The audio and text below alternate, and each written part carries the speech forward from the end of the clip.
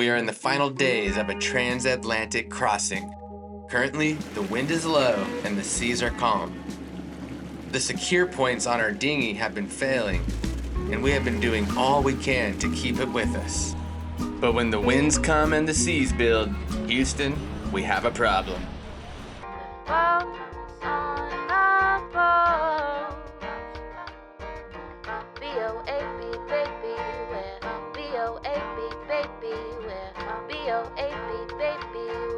We've had Edwin the pigeon hitching a ride with us for the last couple hours now. Put some crackers out in some water, but he doesn't seem interested. Super relaxed around humans. Very beautiful. What's up, dude? He's got little things on his feetsies. Homing pigeon. Sure looks healthy, like he's eating pretty good. Name's Edwin. Edwin the pigeon. Portuguese. I'm a sailor now. Left my home to be on the open seas. Alright, I've just took over my watch and the wind's picking up. We got 2.8 knots right now. On Danny's shift, he said it was about 1 knot, gusting to 1.5. So we're holding on to our butts here. I think we're gonna turn on a movie and just be careful because it's a blowing out here. Look how calm it is. It's just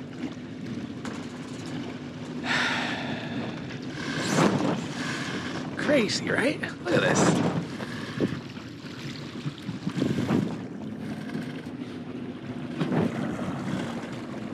Also, Edwin the pigeon is making himself right at home here on Amelia. He's been, I don't even know, 8-9 hours now. Eating some popcorn. What's up there, little chap? He's got his bath, bird bath, making a mess like birds do. Oh, sorry. All right, he was chilling. I'm gonna leave him alone.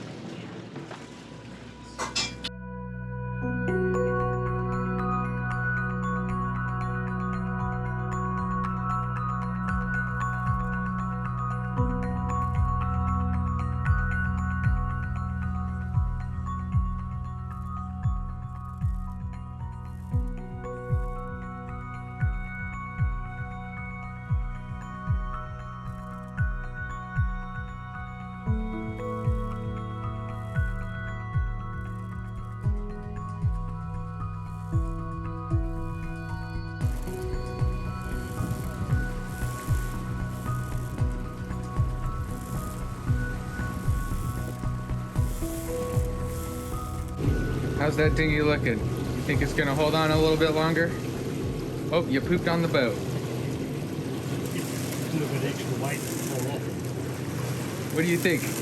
Should we rig another line up, or do you think that's gonna hold? Yeah, I don't know, guys. As long as the weather stays the same, maybe. It's looking a little sad, to be honest.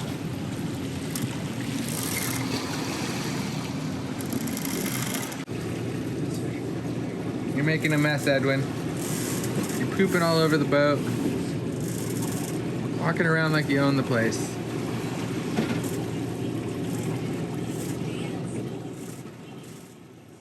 Well, those were some calm, peaceful days hanging out with Edwin. But, as you're about to see, weather and situations can change quickly out here. Just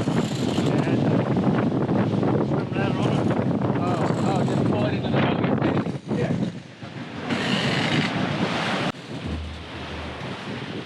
We secured lines to many points on the dinghy, most of which have broken at this point. The swim ladder was one of these points, and it was just ripped off.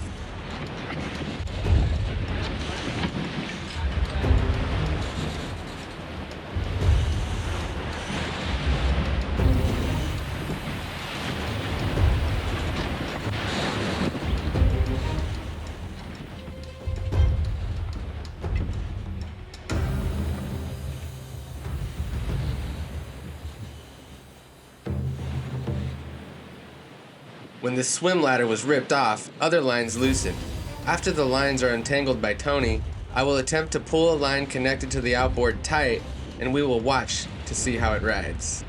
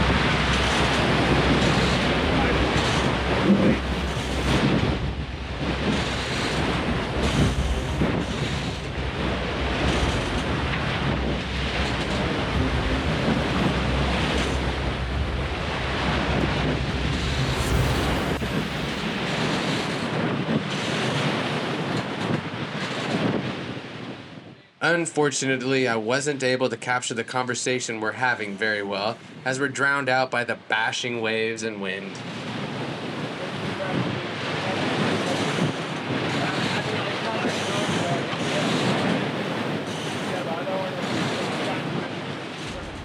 Right now, all we can do is look and assess. The brunt of the load of responsibility rests on the captain, as he has to make the call.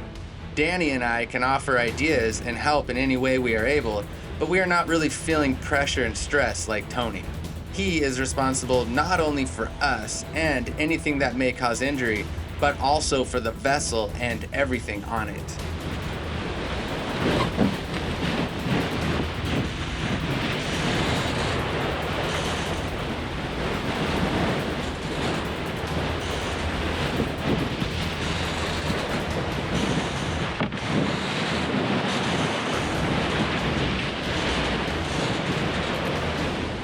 One major concern is we're going into the night soon with increasing winds and building seas. We can't find any other way to better secure it or raise it from the pounding waves.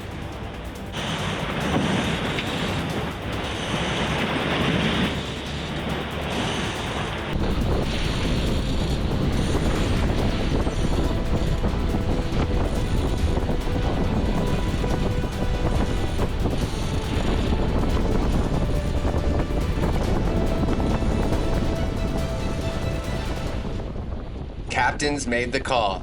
There is no telling what tonight may bring. While one of us is on watch, the others will need rest, and this will be an ongoing battle that could distract us from more important decisions and actions, such as handling sails, lines, and weather. Plus, it could cause severe damage to the vessel.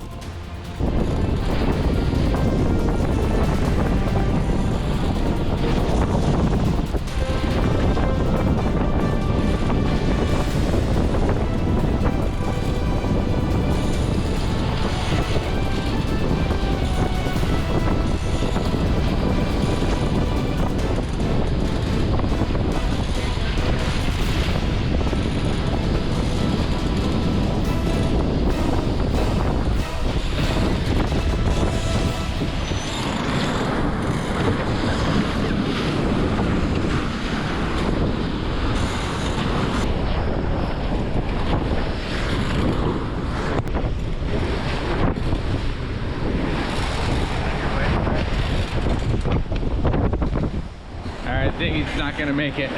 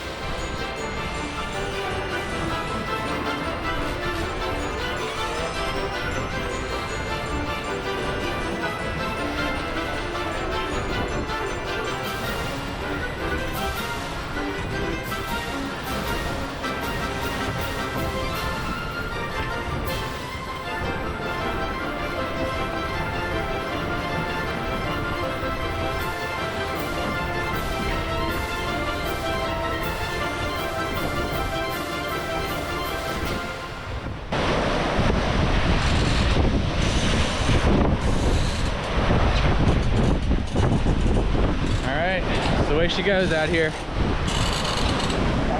I've started a night watch. Poor dinghy held in for the last like 4 days. We had like 7 knots at the most, sometimes down to 2. But as we're approaching Spain, the winds have picked up, which we expected from looking at the weather, thanks to Starlink, which is a game changer. But now we've got 20 knots steady, 22 knots on a beam, and we're doing 9 knots and over. So we're flying, and the old dinghy just didn't make it. It was getting crazy, so had to cut her loose. But honestly, it's kind of like a relief to not keep looking back there and wondering what's gonna happen. But it does suck. There's a lot more traffic now, so I'm definitely keeping my eyes peeled on the AIS, but we've had a few boats go by that weren't on AIS, so I've got to do a scan at least every 10 minutes and just keep an eye on the wind to make sure the wind speed stays about the same and make sure the direction is staying consistent. If I see any switch in direction, I got to adjust the sails, obviously. If the wind picks up a lot, then we're going to have to furl the jib in and maybe even reef the main, but it's forecasted to just stay about 20 to 25 knots. So our sails are set for that. And we're just flying in. We're a little bit over a day and like 7 hours left to land. And we've changed our plan. We were gonna go to Gibraltar, but we found somebody that's gonna help us with our ZF controller in Spain. So we have changed our course to Cadiz. On the south side of Spain there. So a little over a day and then Atlantic crossing will be complete. What? Still got to keep our head in the game though, Bob. As we approach Cadiz, the increasing traffic will keep us on our toes. The orca whales who have been attacking boats in these parts will be on our minds. What's that? And we will have to navigate through a marina and tie up to a dock without engine controls to our starboard motor. Thank you for watching. Subscribe and stay tuned. This adventure only gets better. Thank you to the BOAB patrons, and thank you for watching Bums on a Boat, a dream started by these yahoos, one of which is me. Click here to subscribe and join the adventure that never seems to end. These are the tales of Boab.